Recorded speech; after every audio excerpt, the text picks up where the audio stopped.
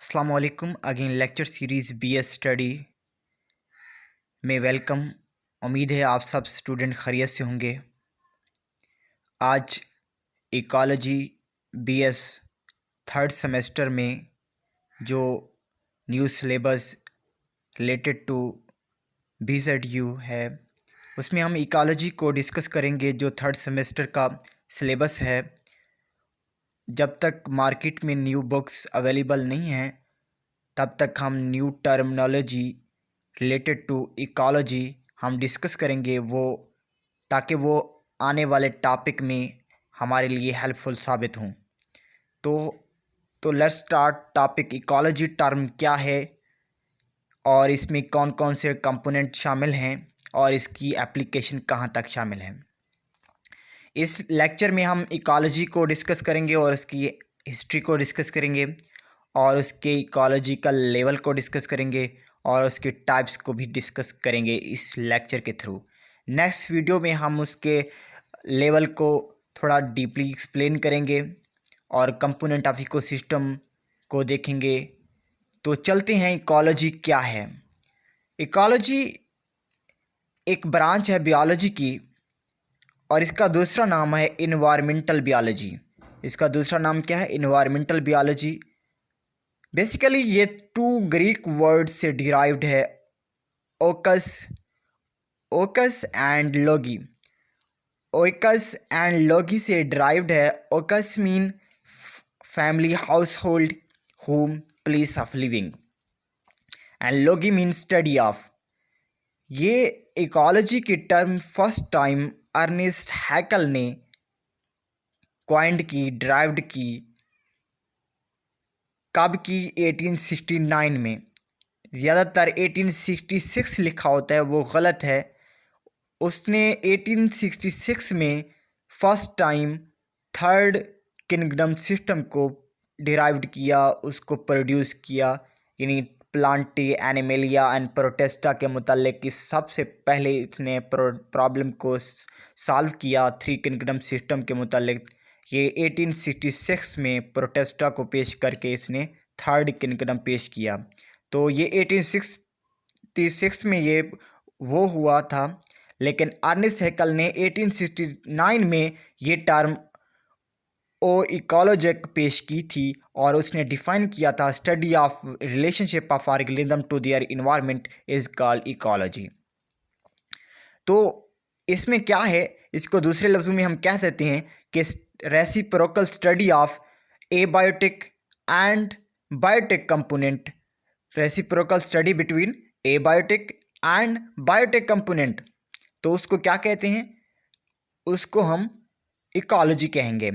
Ecology basically दो component के दरमियान रिलेशन है between abiotic and biotic component. अब इन्वायरमेंट क्या है?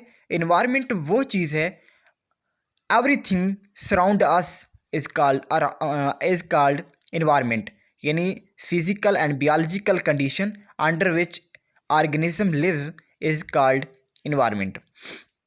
अब इसकी थोड़ी सी हिस्ट्री को डिस्कस कर हमने इसका थोड़ा और डीपली अगर जाएं, इसका फादर ऑफ इकोलॉजी को देखें तो कार्ल रिटर को फादर ऑफ इकोलॉजी कहा जाता है।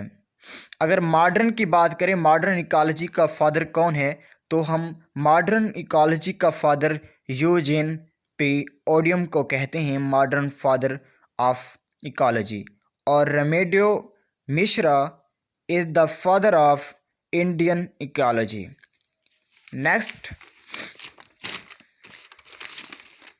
नेक्स्ट हम इकोलॉजिकल लेवल को डिस्कस करेंगे। इसका फर्स्ट इकोलॉजिकल लेवल है इंडिविजुअल। हमेशा इकोलॉजी स्टार्ट होती है इंडिविजुअल से या ऑर्गेनिज्म से, इंडिविजुअल ऑफ स्पीशीज़ या ऑर्गेनिज्म ऑफ स्पीशीज़। यानी कोई भी ऑर्गेनिज्म है, कोई भी इंडिविजुअल है, तो वो खुद वो क्या करेंगे? इंटरब्रीड करेंगे। इंटरब्रीड से वो ऑफस्प्रिंग प्रोड्यूस करेंगे। ऑफस्प्रिंग प्रोड्यूस करने के बाद वो क्या होगी? उनकी पॉपुलेशन आगे बढ़ेगी। पॉपुलेशन क्या होती है? वो सेम स्पीशीज़ के दरमियान एक इंटरेक्शन होता है, सेम टाइम सेम प्लेस पर, सिंगल यानी सिंगल, अगर हम किसी चीज़ को स्टडी करें सिंगल पॉपुलेशन, तो वो सिंगल स्पीशीज़ को हम क्या कहते हैं, पॉपुलेशन कहते हैं। और पॉपुलेशन के बाद कम्युनिटी है। कम्युनिटी हमेशा पॉली सिंथेटिक होगा। पॉली यानी आप पॉली साइडिक चीज़ों को आप देखेंगे, यानी मुख्तलिफ चीज़ें होंगी, यानी इसमें सिंगल नहीं होंगी, बहुत सी चीज़ें होंगी दोनों लिविंग। ये दोनों लिविंग थिंग मिलेंगी, यानी बहुत सारे कंपाउंड, यानी इसमें ओनली सिंगल वन स्पीशीज़ थी, लेकिन कम्युनिटी में बहुत सारी स्पीशीज़ मिलेंगी। यानी उसमें सिंगल स्पीशीज़, अगर ह्यूमन का कहें ह्यूमन भी होंगे, इसमें एनिमेलियन भी होंगे, तमाम होंगे, तो कम्युनिटी होगी। ओनली वन सिंगल स्पीशीज़ नहीं होगी, पॉली स्पीशीज़ होंगी। तो उसके बाद ecosystem is a major unit of ecology. Ecosystem major unit of ecology है, और ये वो यूनिट है इसमें लिविंग और नॉन लिविंग ऑर्गेनिज्म कंबाइन होते हैं, यानी interaction between living and non living organism is called ecosystem. उसके बाद बायोम है। बायोम भी लार्ज यूनिट है, इकोलॉजिकल यूनिट है। इसके बाद ये लार्ज रीजनल बायोलॉजिकल यूनिट है, जिसमें फाना और एनिमल एंड प्लांट को स्टडी किया जाता है उसका हैबिटेट के मुतालिक। फिर बायोस्फीयर है। बायोस्फीयर लार्जेस्ट बायोम है। इसमें हम बायोस्फीयर में एक एटमॉस्फेयर होता है, फिर हाइड्रोस्फीयर होता है, फिर लिथोस्फीयर होता है, यानी यहाँ पर आपकी लाइफ होती है। हाइड्रोस्फीयर लाइफ यहाँ होती है, overlapping between atmosphere, hydrosphere, lithosphere, तो आपकी लाइफ यहाँ होगी। आई होप ये इकोलॉजिकल लेवल आपको क्लियर हो गया है। इसमें आपने अरेंजमेंट याद रखनी है। सबसे पहले इंडिविजुअल आ गया, फिर पॉपुलेशन आ गई, फिर कम्युनिटी से इकोसिस्टम से बायोम से बायोस्फीयर। फिर आगे चलते हैं। इसकी टाइप्स हैं, इसकी दो टाइप्स हैं, आर्टिकोलॉजी और साइनिकोलॉजी। आर्टिकोलॉजी नाम से ज़ाहिर है कि खुद साख्ता study of relationship of single population to its environment. Study of relationship of single population to its environment is called autecology. और साइनिकोलॉजी क्या है? The study of relationship of different community. वहाँ सिंगल पॉपुलेशन है, यहाँ different community और group of population to its environment है, तो उसको हम कहते हैं साइनिकोलॉजी।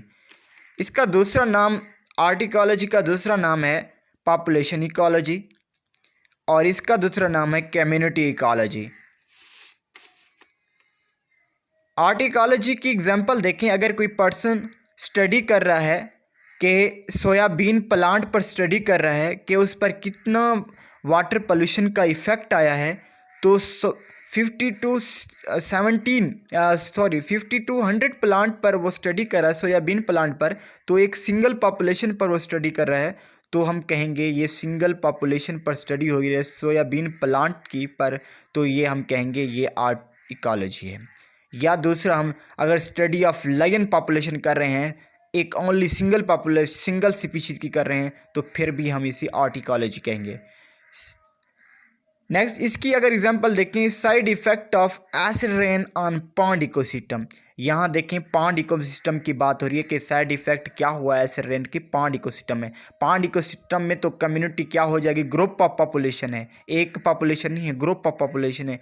बहुत सारे इंसेक्ट होंगे, बहुत सारे उसमें एम्फीबियन, और उसमें बहुत सारे एनिमेलियन आ सकते हैं, तो इसीलिए ये ग्रुप ऑफ पॉपुलेशन कम्युनिटी होगी अंदर, तो इसलिए हम इसे साइनिकोलॉजी कहते हैं। अगर हम study of forest study of forest ecosystem करें, तो वो भी साइनिकोलॉजी की एग्जांपल आएगी, क्योंकि अगर हम फॉरेस्ट इकोसिस्टम की जब बात करते हैं, तो वहाँ इंसेक्ट भी आ जाते हैं, उसमें एनिमल भी आ जाते हैं, बर्ड्स भी आ जाते हैं, वाटर भी आ जाता है, सब चीज़ें आ जाती हैं।